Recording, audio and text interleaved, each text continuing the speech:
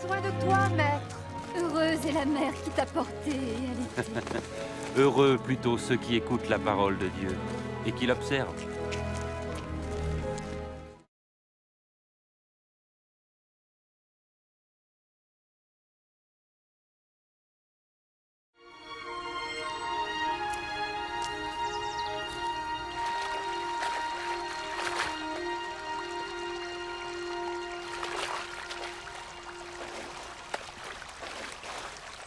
Apprends-nous à prier, comme Jean l'a appris à ses disciples.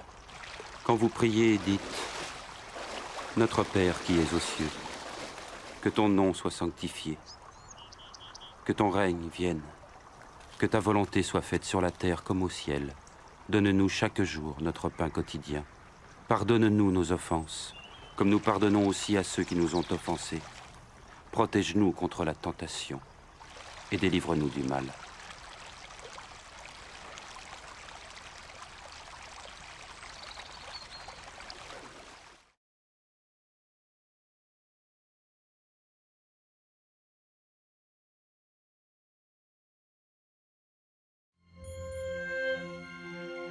Dans les Saintes Écritures, Dieu déclare que le Messie viendrait pour être le sauveur du monde. La vie de Jésus prouve qu'il est bien celui dont les prophètes avaient parlé. Ésaïe a prophétisé que la Vierge deviendrait enceinte et qu'elle enfanterait un fils. Des siècles plus tard, la naissance de Jésus accomplissait cette prophétie.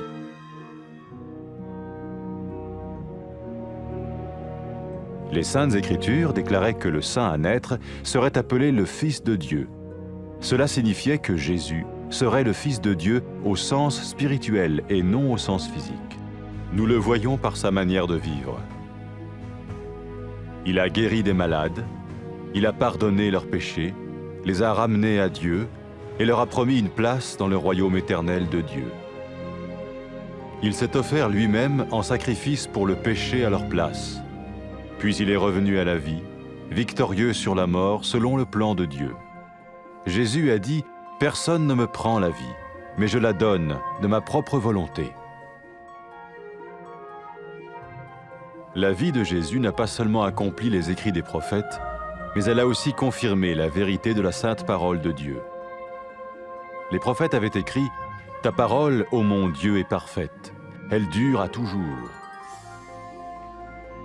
Jésus lui-même a dit « Le ciel et la terre disparaîtront, tandis que mes paroles ne disparaîtront jamais. »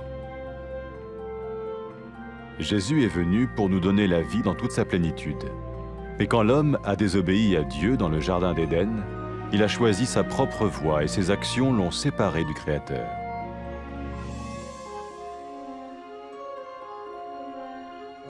Les Saintes Écritures déclarent que tous ont péché et que le salaire que paye le péché, c'est la mort.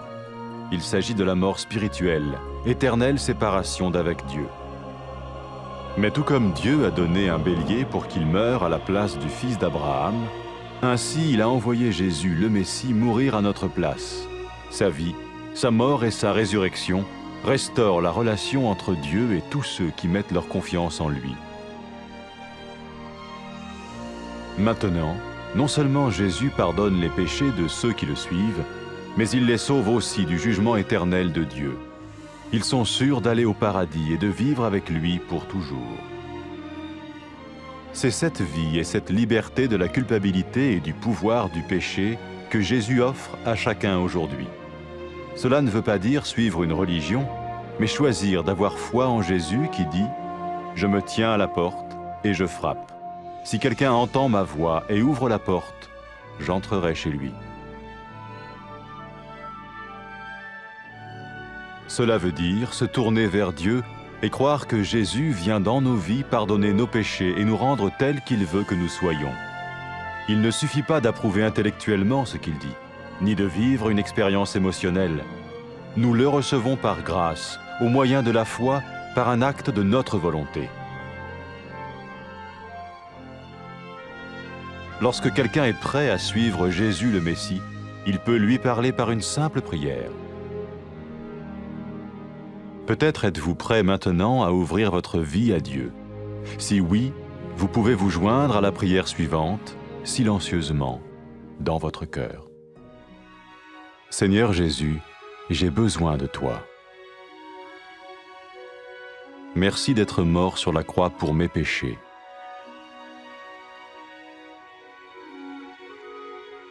Je confesse mes péchés et je m'en repens.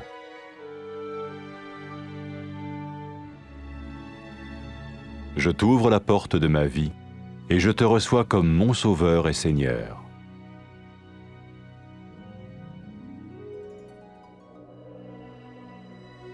Merci de me pardonner mes péchés et de me donner la vie éternelle.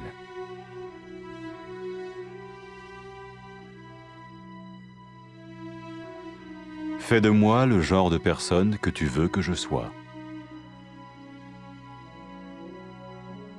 Maintenant que je deviens l'un de ceux qui te suivent. Amen.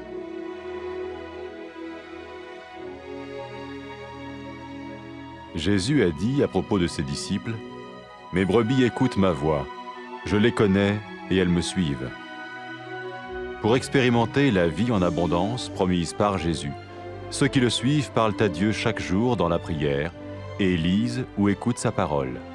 Ils parlent de lui à d'autres personnes et rencontrent régulièrement ceux qui l'aiment et le suivent. N'oubliez pas sa merveilleuse promesse. Tout pouvoir m'a été donné dans le ciel et sur la terre. Et sachez-le, je vais être avec vous tous les jours, jusqu'à la fin du monde.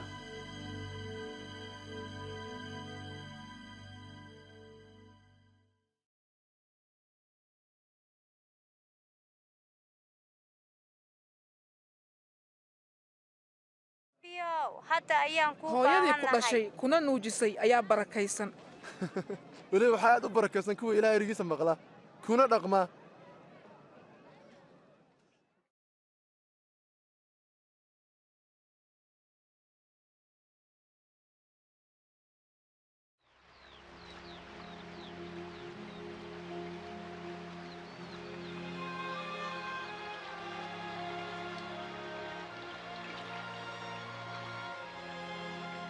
sayidow nabar sida loo tukado siduu nebi yaxya xertiisa u baray tukashada markaad tukanaysaan dhaha aabbahayga jannada ku jirow magacaaga ha la sharfo boqortooyadaaduna ha soo degato doonistaada siday jannada ku tahay dhulkana ka yeel nasiib maalin walba kibis maalmeedkayaga dembigayaga naga cafi sidaan annaguba u cafinno kuwa noo qaamaysan ha nagu eegin jiribaadda laakiin naga badbaadi sharta shayddaanka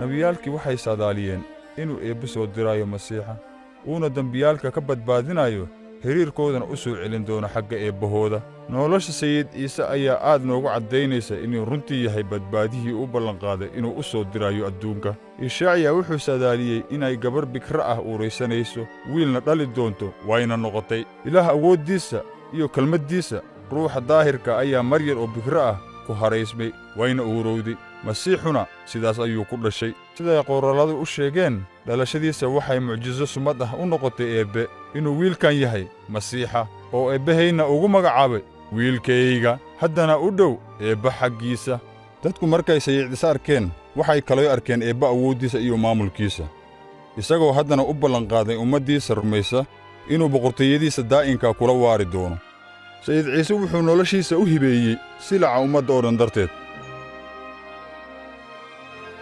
ka dibna wuu soo sara kacay runtii taas waxay caddaysay inuu ka guulaystay geerida duubanaha ciise masiix wuxuu yidhi waxaan leeyahay awood noloshayda aan ku hibeeyo kulana soo sara kaco nolosha ciise masiix waxay ku rumowday sidii nebiyaalkii hore u saadaaliyeen waxay caddaysay inay run tahay ereyga eebbe oo waxba lagama beddelin siday nebiyaalku hore u caddeeyeen rabbiyow ereygaagu waa dhab oo waa daa'im sayid ciise wuxuu yidhi cirka iyo dhulka way dhammaan doonaan laakiin ereygaygu ma dhammaan doono eebbe markuu dhulka uumay aadan iyo xaawa si ay ula nooladaan uguna renreeyaan eebbahooda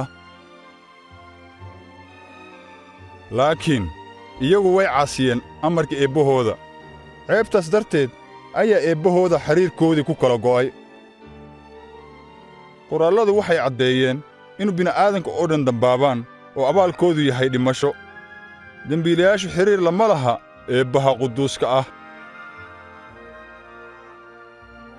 laakiinse sida eebbo ugu keenay wan kuna beddelay wiilkii nebi ibraahim innagana eebba duubanaha ciise masiix wuxuu inoogu soo diray inuu dembigeenna loo hibeeyo uuna dhinto beddelkeenni noloshiisa dhimashadiisa iyo sarakaciddiisa waxay dib u soo celinaysaa xidhiirkii u dhexeeye eebbe iyo ummaddii rumaysa sidaas awgeed kuwa ciise masiix xertiisa noqda waxay ka badbaadayaan ciqaabta naarta daa'inka ah eebbahoodana kula waarayaan jannada sayid ciise xertiisa wuxuu ku yidhi daraadday qurmaha oo dhan ugu naadiya farriinta wanaagsan inuu eebbe u dembi dhaafayo kuwa dembigooda ka toobadkeena oo aniga i rumeeyo sayid ciise masiix wuxuu kaloo xertiisa u ballanqaaday inuu soo diraayo ruuxa quduuska ah si uu u tuso jidka toosan uuna siiyo awood ay ugu dhaqmaan jidka eebbe markay naagtii dembiilayda ahayd noqotay xertii ciise masiix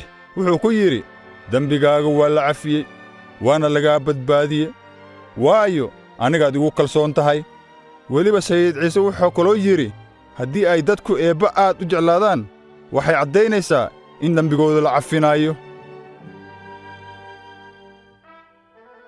markuu dembiiluhu iskutallaabta saarnaa oona awooddarrida haysay sayid ciise wuxuu ku yidhi maanta jannada ayaad ila joogi doontaa kuwa oggolaada inay xertiisa noqdaan waxay xidhiirkooda ku bilaabayaan sida ducada tan eebbaha naxariista badnaayow adigaa quduus ah wax walba adigaa ka sarreeya aniga waan ka xumahay amarkaagaan diiday waana kugu dambaabay waad ku mahadsan tahay inaad sayid ciise ii soo dirto kuna dhinto iskutillaabta daraaddey ka dibna uu dib u soo sarakaco waxaan ku mahadinayaa silica iyo iqaabta uu u maray aniga dembiyadayda daraaddood waxaan doonayaa inaan noqdo sayid ciise xertiisa isaguna noqdo badbaadiyahayga iyo rabbigaygaba waxaan ku mahadinayaa sidaad ii cafisay oo boqortooyadaada daa'inka ah iigu dartay waxaan kaa rabaa inaad ruuxa quduuska ii hibayso